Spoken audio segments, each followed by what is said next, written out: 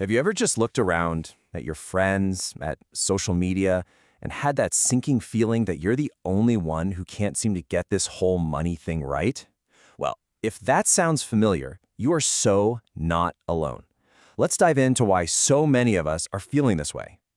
You know, this quote right here, it just hits the nail on the head, doesn't it? It perfectly captures this weird paradox we're living in. We're surrounded by people who look like they've got it all together, but behind that perfect Instagram filter, they're secretly one car repair away from a total meltdown. This is the world of the quietly broke. So let's talk about this financial disconnect. What is it? It's that nagging feeling in the back of your head that the reality you're living in just doesn't line up with the story everyone's telling, right? We hear the economy's doing great, but for so many of us, it feels like we're just treading water, or worse, sinking. And look, this isn't just a vague feeling. The numbers are staggering.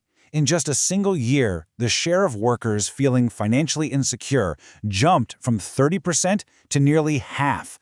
That's an enormous leap. So no, that anxiety you're feeling isn't just in your head. It's a very real and very rapidly growing problem. For years, the go-to narrative has been pretty simple. If you're struggling financially, it must be your fault. You're spending too much on lattes or avocado toast. But what if that's the wrong question?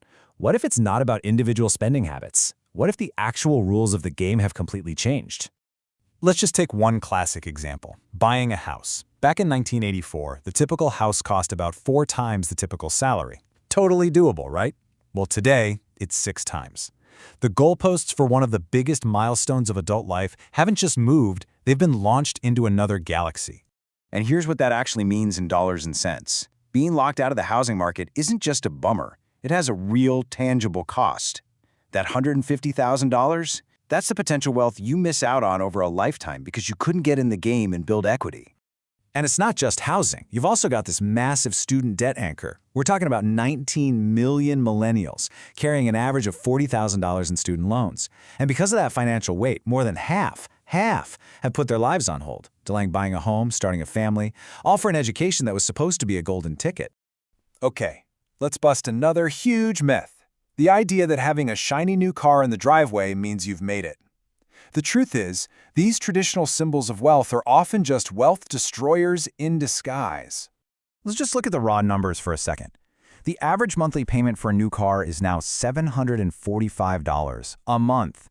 For a lot of people, that's more than their grocery budget, or pretty close to a rent payment.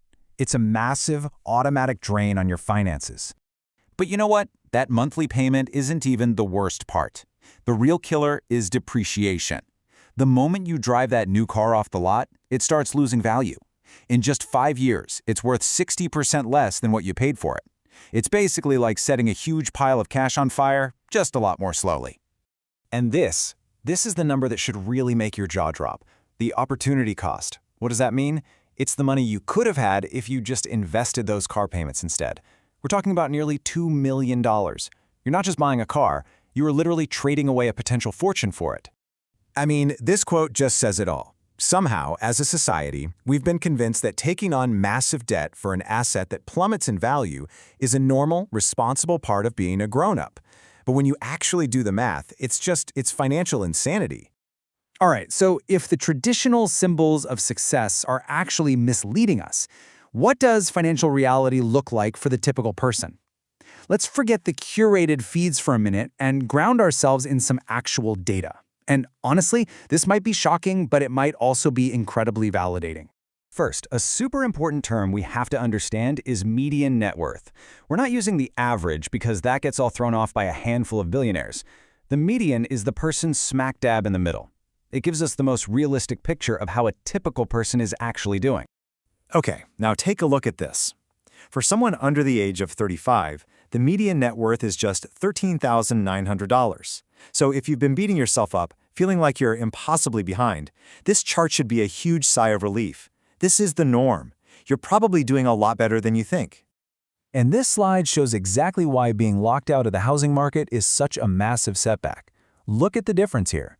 The median net worth of a homeowner is more than 40 times the median net worth of a renter. Homeownership isn't just about having a place to live. For most people, it's the single biggest engine for building wealth. So, if the traditional scoreboard is broken, if the old rules don't apply, how are we supposed to measure success? Well, this is all about creating a new scoreboard, one that's not about impressing other people, but about your own personal financial peace of mind. These are the real signs that you're winning with money. It has nothing to do with a specific number in your bank account. It's about this. Can you pay your bills without that knot forming in your stomach? Do you have anything left over after the essentials are covered? Are you actually sleeping at night? Do you have choices when life inevitably throws you a curveball? That is financial health. It's about control and peace, not just a big net worth. So I'll leave you with this one question to think about.